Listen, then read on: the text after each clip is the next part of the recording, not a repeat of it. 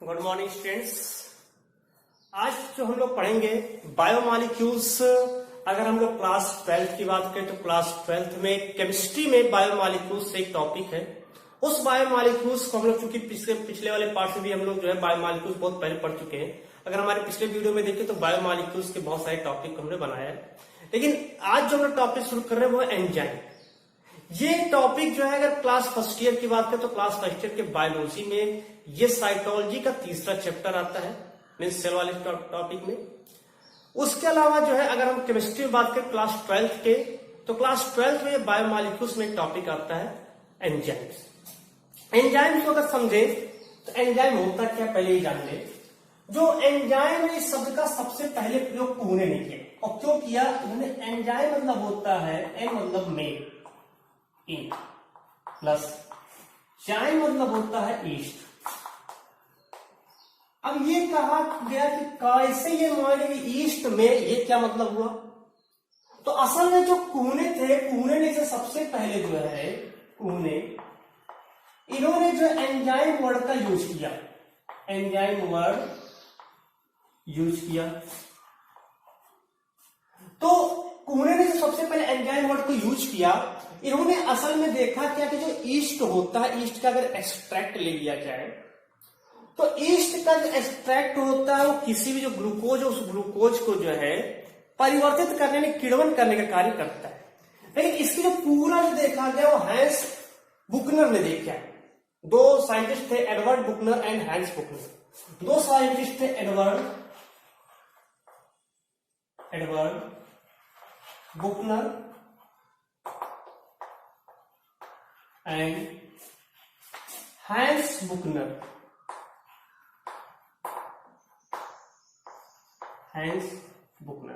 इन्होंने क्या देखा कि अगर इन्होंने कहा कि अगर ईस्ट का सत ले लिया जाए, ईस्ट का जो एक्सट्रैक्ट होता है, एक्सट्रैक्ट मतलब उसका सत जो है एक्सट्रैक्ट, जैसे जूस कहते हैं ना उसी प्रकार से, तो ईस्ट का जो एक्सट्रैक्ट लेकर के यानी उसको जो है अल्को उस पर क्या नाम है शुगर पर जो है उसको जो है, या जैसे गन्ने का रस है शुगर पर उसकी अब क्रिया कराई जाए तो यहाँ फर्मेंटेशन होता है, और इस फर्मेंटेशन के द्वारा जो है इसके द्वारा फर्मेंटेशन के द्वारा यहां पर अल्कोहल का निर्माण हो जाता है। तो ये यहां पर जो है एंजाइम जो था इस तरह से हैंस बुकनर या एडवर्ड बुकनर एंड हैंस बुकनर ने सबसे पहले इसको देखा। लेकिन इसका जो नामकरण है कुहने ने दिया, एंजाइम शब्द का प्रयोग सबसे पहले कुहने ने किया। तो ये थी इसकी बात। अभी बात करते हैं सबसे पहले कि एंजाइम होता क्या है, एंजाइम कहते किसे हैं। एंजाइम जिसको हम लोग कैटलिस्ट के नाम से भी कह सकते हैं, लेकिन एक ऐसा कैटलिस्ट जिसको हम लोग बायो कैटलिस्ट कहते हैं। कैटलिस्ट किसे कहते हैं कि जैसे कोई एक रासायनिक अभिक्रिया हो रही है, कहीं पर एक केमिकल रिएक्शन हो रहा है, उस केमिकल रिएक्शन में ठीक है जो रिएक्टेंट है, अगर वो रिएक्टेंट किसी की उपस्थिति में, जो रिएक्टेंट है वो किसी के प्रेजेंस में, या मान कोई भी चीज प्रेजेंस है उसकी उपस्थिति में अगर ये प्रोडक्ट में कन्वर्ट हो जा रहा है, लेकिन जो चीज वहां पर उपस्थित है वो कन्वर्ट नहीं हो रहा है, वो फिर वहां से फिर अलग हो जा रहा है, तो एक ऐसा कोई भी पदार्थ जिसकी उपस्थिति में रासायनिक प्रक्रिया की गति हो रही हो, रासायनिक क्रियाशीलता हो रही हो, या रासायनिक क्रियाशीलता की गति को बढ़ा दिया जा रहा हो, लेकिन जो उसमें बढ़ा रहा है, जो पदार्थ उस रासायनिक क्रियाशीलता की गति को बढ़ा रहा है या कर रहा है, उस वो वहां पर स्वयं अपरिवर्तित रहता है, ऐसे पदार्थों को जो है हम लोग जो है कैटलिस्ट की श्रेणी में रखते हैं। एक और ध्यान देना कि जब केमिकल रिएक्शन पढ़ते हैं तो केमिकल रिएक्शन के समय जो है जो रिएक्टेंट्स होता है वो प्रोडक्ट में इसके कन्वर्ट होने की जो क्षमता होती है वो रिएक्टेंट्स के टेम्परेचर पर निर्भर करता है, रिएक्टेंट्स के पीएच पर निर्भर करता है, रिएक्टेंट्स के नेचर पर निर्भर करता है, और साथ में जो है उस रिएक्टेंट पर कार्य करने वाले कैटलिस्ट के नेचर पर निर्भर करता है। तो कैटलिस्ट क्या होता है? उत्प्रेरक होता है। उत्प्रेरक होता है जो उत्प्रेरणा देता है किस चीज को? रासायनिक क्रियाशीलता की गति को बढ़ाने के लिए। उसी प्रकार से जो है हमारी जो लिविंग सेल होती है, जो जीवित कोशिका होती है, इस जीवित कोशिकाओं में भी चूंकि हम लोग की कोशिका के अंदर ही विभिन्न प्रकार के रासायनिक क्रियाशीलता होती है, तो हमारी जो लिविंग सेल होती है उस लिविंग सेल में भी जो है कुछ कैटलिस्ट प्रेजेंट होते हैं और इस कैटलिस्ट को जो हमारी शरीर के अंदर, जो कोशिका के अंदर जो है, जैसे पॉलीसैकेराइड्स है या अमीनो, वो क्या नाम है, पॉलीसैकेराइड से प्रोटीन है या फिर लिपिड है या न्यूक्लिक एसिड, उसका जो विघटन करते हैं उनको भी कैटलिस्ट कहते हैं। लेकिन चूंकि ये लिविंग सेल्स में हो रहा है, बायोम में हो रहा है, जीवित कोशिकाओं में, इसलिए इसको जो हम लोग बायो कैटलिस्ट के नाम से ही जानते हैं। तो बायो कैटलिस्ट क्या होता है? जो जैव कोशिकाओं में पाए जाने वाले वे कैटलिस्ट जो रासायनिक अभिक्रियाशीलता को बढ़ा देते हैं, और इसी को नाम दिया गया एंजाइम। हालांकि जो इसका एंजाइम का नामकरण हमने पहले लिख दिया इन ईस्ट में, क्योंकि तो सबसे पहले ईस्ट में देखा गया था इसकी क्रियाशीलता को, इसीलिए इसका नाम एंजाइम रखा गया। इसको हम जैव उत्प्रेरक के नाम से ही जानते हैं। तो एंजाइम क्या होता है? एंजाइम एक प्रकार का जैव उत्प्रेरक होता है। एंजाइम क्या? एक प्रकार का जैव उत्प्रेरक होता है। सबसे पहले हैंस बुकनर ने अगर बात करें तो हैंस बुकनर ने सबसे पहले जो है जाइमेज एंजाइम को जो है पृथक किया। सबसे पहले इन्होंने जो है जाइमेज एंजाइम को पृथक करने का काम जो है हैंस बुकनर ने किया था। इन्होंने जो है हैंस बुकनर ने जो ईस्ट है, उस ईस्ट से एक एंजाइम को निकाले, और वो एंजाइम क्या था? जो शुगर को अल्कोहल में कन्वर्ट कर रहा था, उसको उन्होंने नाम दिया जाइमेज एंजाइम। तो सबसे पहले जो पृथक्करण है, बुकनर ने जाइमेज एंजाइम को निकाला। एक साइंटिस्ट सूनर ने जो है ये ईस्ट कोशिका से निकला था, ईस्ट सेल से। सूनर ने यूरिएज नामक एंजाइम की जो पृथक किया। ये यूरिएज एंजाइम को जो उन्होंने जो है पृथक किया, वो जैक बीन जो है, या जैसे हम लोग कहते हैं जिसको सेम, तो सेम से जो है सेम की कोशिकाओं से यूरिएज नामक एंजाइम को उन्होंने पृथक किया था। अभी बात करते हैं कि एंजाइम जो होता है इसके कुछ एग्जाम्पल। अगर हम एग्जाम्पल बात करें एग्जाम जो है एंजाइम के, जैसे मान लेते जाइमेज एंजाइम को ही ले लेते हैं। जाइमेज एंजाइम करता क्या है? जैसे जाइमेज एंजाइम है तो ये क्या करेगा? C12 S22 C6 S12 O6, क्योंकि नॉर्मल ले लेते हैं, ग्लूकोज जरूरत नहीं पॉलीसैकेराइड लेने की। ये ग्लूकोज भी हो सकता है या फिर जो है फ्रक्टोज हो सकता है, उससे मतलब नहीं है, फ्रक्टोज है, ठीक है। तो जो जाइमेज एंजाइम होता है, इस जाइमेज एंजाइम की उपस्थिति में जो ग्लूकोज या फ्रक्टोज होता है ये कन्वर्ट हो जाता है एथिल अल्कोहल में, और प्लस यहां पर कार्बन डाइऑक्साइड निकल जाता है।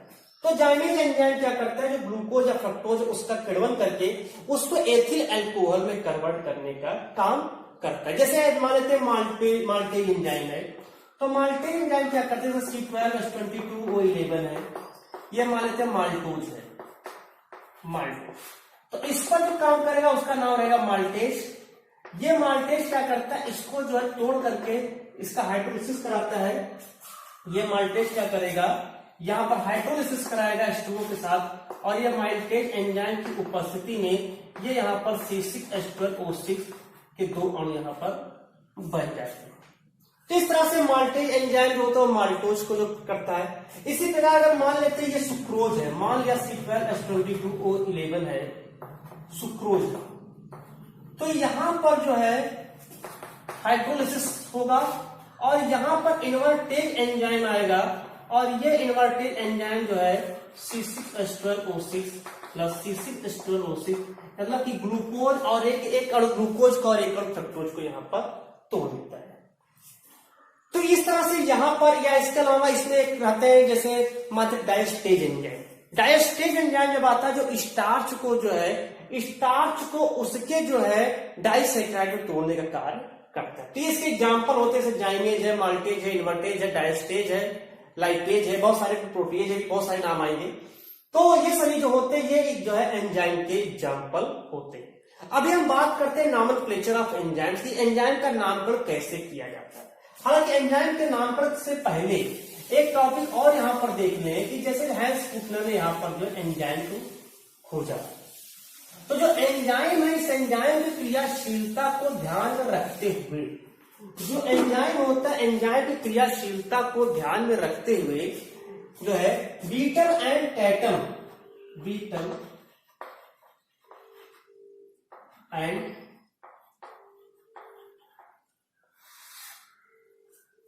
बीटल तथा टैटम ने सबसे पहले जो है इन्होंने एक थ्योरी दिया जिसका नाम दिया वन जीन वन एंजाइम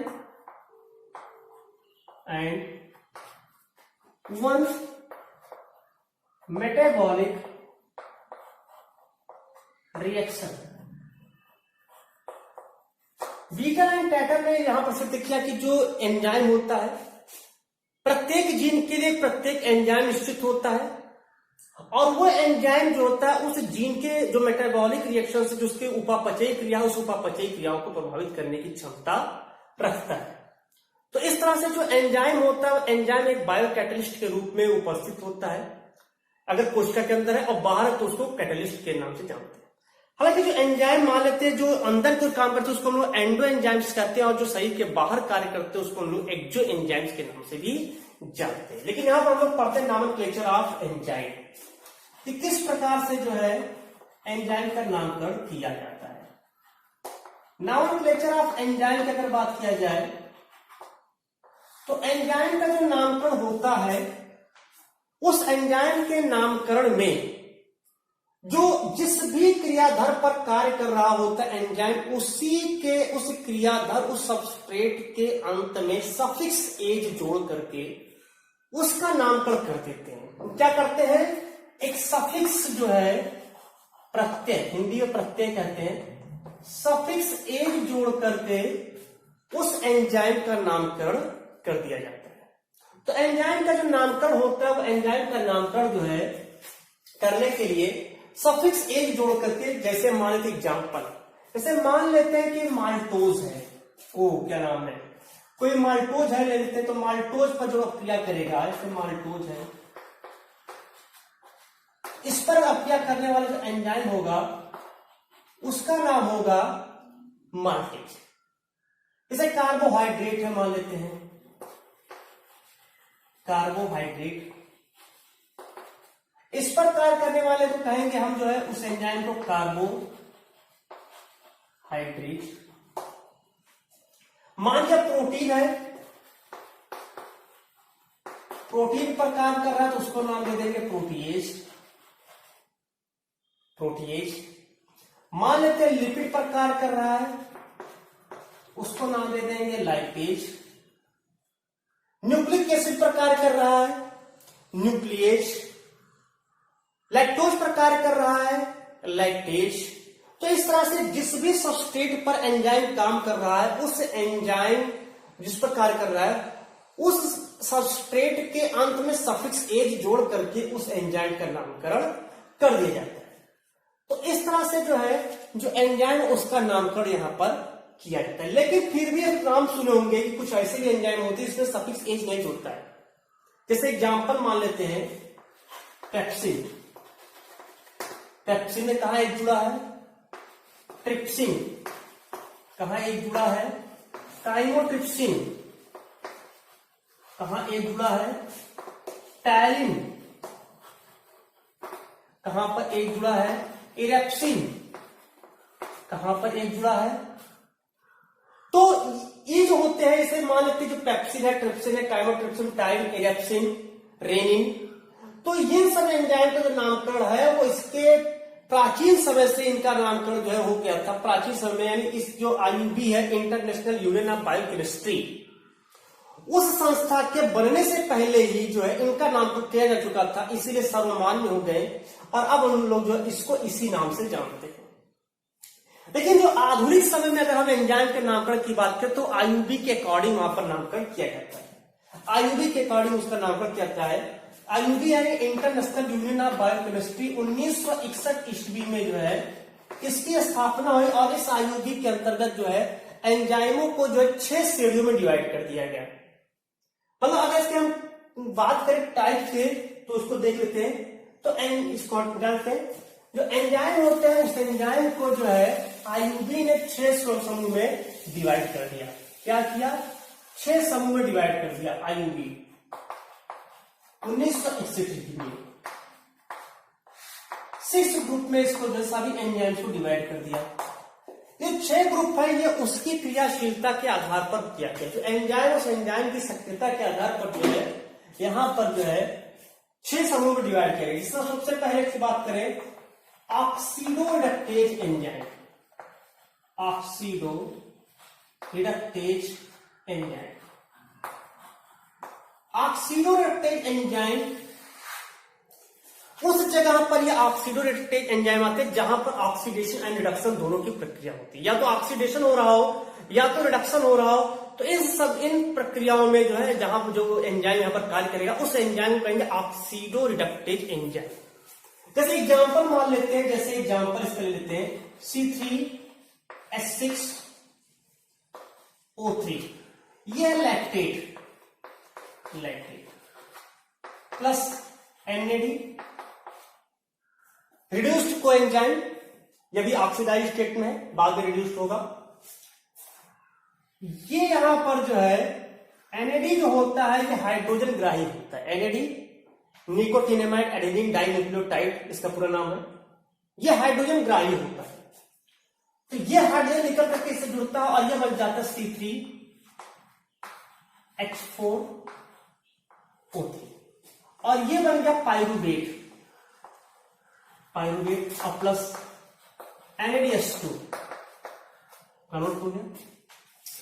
ये समस्या ये को आता होता कहां पर, तो असल में ये जो पूरी प्रक्रिया होती है लीवर सेल में होती है या फिर उन अंगों में होती है जब हम जहां पर व्यायाम करते कठिन परिश्रम करते तो जैसे मसल्स है, इसी मसल्स को बहुत ज्यादा डंबलिंग करेंगे तो इससे क्या होगा कि धीरे धीरे कठोर हो जाता है।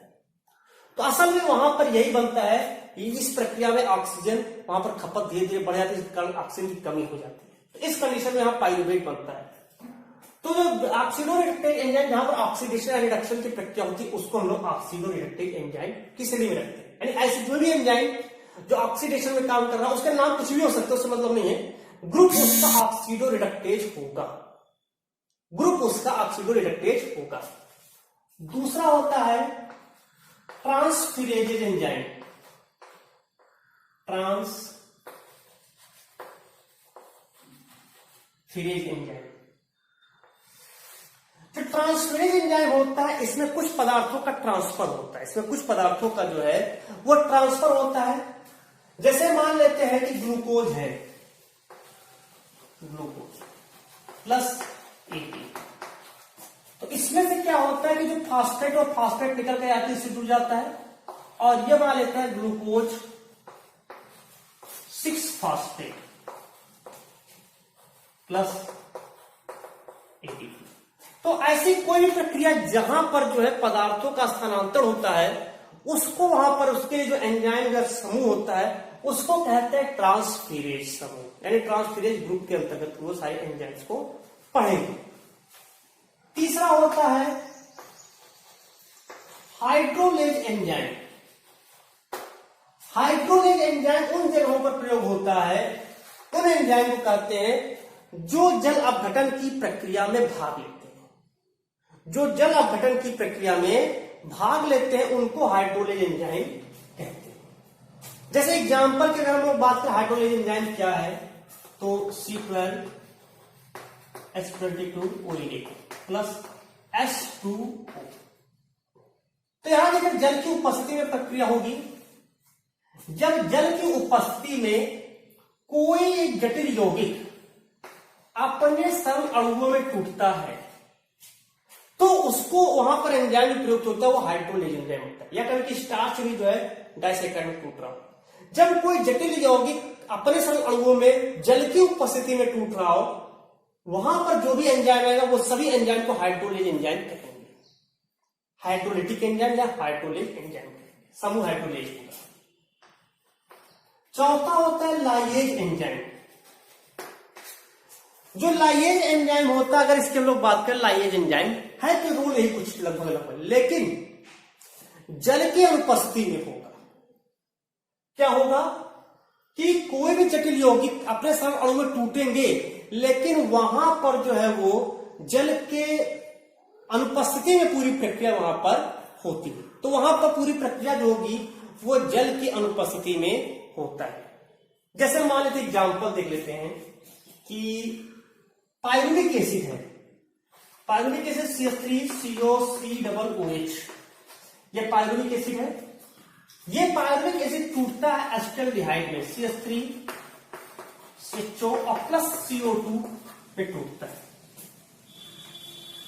ठीक है, अच्छा, तो इस तरह से यहां पर जो है देख रहे हैं हम, जो है जो पायरुविक एसिड होता है, ये पायरुविक एसिड बिना ऑक्सीजन, बिना जल की उपस्थिति में ही, जल की अनुपस्थिति में ही यह जो है एसिटाल्डिहाइड में टूट गया, एसिटाल्डिहाइड में टूटता है। ये एसिटाल्डिहाइड आगे चल करके एथिल अल्कोहल बनेगा। तो यहां पर जो एंजाइम का यूज हो रहा है, यहां पर जल की अनुपस्थिति में टूट रहा है, तो इसको नाम देंगे लाइगेज एंजाइम। इसके बाद पांचवा होता है isomerase enzyme, isomerase enzyme. Isomerase enzyme जो होता है, अगर आइसोमेरेज की बात करें तो जहां पर जो है आइसोमेराइजेशन की प्रक्रिया हो रही है। जैसे मान लेते एग्जांपल मान लेते हैं कि ग्लूकोज 6-फास्फेट है, इस ग्लूकोज 6-फास्फेट से फ्रक्टोज 6-फास्फेट भी बन सकता है, और पुनः फ्रक्टोज 6-फास्फेट से ग्लूकोज 6-फास्फेट बन सकता है। तो जहां पर आइसोमेराइजेशन की प्रक्रिया होती है, वहां पर जो एंजाइम होता है उसको लोग आइसोमेरेज एंजाइम कहते हैं। छठा होता है लाइगेज, या इसको एक और नाम से जानते हैं synthetase enzyme. Ligase enzyme, synthetase enzyme, जैसा कि यानी जहां पर जो है दो यौगिक आकर के जुड़ रहे हो, कोई दो पदार्थ आकर के जुड़ रहा हो, जो जोड़ने का काम कर रहा है, जो जोड़ रहा है वहां पर, उसको हम लाइगेज एंजाइम कहते हैं। एक तो चीज सुनेंगे अभी आगे हम लोग पढ़ेंगे जेनेटिक इंजीनियरिंग, क्या कभी अगर उसको पढ़े हो ध्यान होगा कि जेनेटिक इंजीनियरिंग में जो होते हैं, तो जेनेटिक इंजीनियरिंग के टूल्स की बात करें तो 4 एंजाइम यूज होते हैं वहां पर। लाइसोजाइम यूज होता है सबसे पहले एंजाइम, रेस्ट्रिक्शन एंडोन्यूक्लियर एंजाइम यूज होता है, फास्फेटेज यूज होता है और लाइगेज होता है। लाइगेज एंजाइम याद रखिए वही लाइगेज एंजाइम है। वो करता क्या है, 2 डीएनए खंडों को परस्पर जोड़ने का कार्य करता है लाइगेज एंजाइम। 2 डीएनए खंडों को परस्पर जोड़ने का काम करता है लाइगेज एंजाइम। तो एक तो रोल वहां पर है। दूसरा रोल हम इसको जान सकते हैं कि जब टीआरएनए अमीनो एसिड से जुड़ता है, जो टीआरएनए होता है, ये टीआरएनए जब किसी अमीनो एसिड से जुड़ता है, अमीनो एसिड से, तो वहां पर एक जो भी अमीनो एसिड होगा उसके अनुरूप वहां पर टीआरएनए बन जाएगा। जैसे मान लीजिए मेथियोनिन है तो में टीआरएनए अमीनो एसिड रहेगा। तो वहां पर जो एंजाइम का यूज होगा, जैसे यहां पर इसको जोड़ रहा है, तो वहां पर जो एंजाइम होगा उस अमीनो एसिड के नाम पे, मान लेते अमीनो एसिड क्या है, मेथियोनिन है, मान लीजिए एग्जांपल है, तो वहां पर हम कहेंगे Met tRNA amino acid synthetase enzyme. तो सिंथेटेज यहां पर क्या है, यानी लाइगेज या सिंथेटेज, यानी जहां पर जो है जोड़ने की प्रक्रिया हो रही हो वहां लाइगेज एंजाइम का यूज किया जाता है। तो इस तरह से ये जो एंजाइम होते हैं, इस एंजाइम को आयोगी ने 6 समूह में डिवाइड कर दिया, oxidoreductase, transferase, hydrolase, ligase, isomerase, ligase. तो जितने भी एंजाइम, उन सभी एंजाइम की एक्टिविटी के आधार पर रखा गया। एंजाइम की जितनी भी सक्रियता है उस एंजाइम की सक्रियता के आधार पर 6 समूह में बांटा गया, और जो जिस एंजाइम का जैसा कार्य होगा, जो जिस प्रकार से कार्य करेगा, उसको उसी के अनुरूप उसके जो है ग्रुप में जो है रखा जाता है। तो ये एंजाइम का जो शुरुआत थी, उसके जो बेसिक कॉन्सेप्ट थे, इसको हम लोग पढ़े। अभी ये पार्ट फर्स्ट है, इसका हम लोग जो है मैकेनिज्म भी पढ़ेंगे। एंजाइम की मैकेनिज्म जो काफी इंपॉर्टेंट है, वो हम लोग अगले पार्ट्स में पढ़ेंगे। अभी के लिए जिसका फर्स्ट पार्ट है, जहां पर एंजाइम के बेसिक जो यहां पर उसके बेसिक कॉन्सेप्ट है, उसको यहां पर क्लियर किया गया है। तो आई होप ये एंजाइम का जो बेसिक पार्ट है, यानी पार्ट 1, इस पार्ट 1 को समझ में आएगा। इसके बाद हम लोग जो है नेक्स्ट वीडियो में पार्ट 2 को भी जल्द से जल्द आप लोग तक पहुंचाएंगे। धन्यवाद।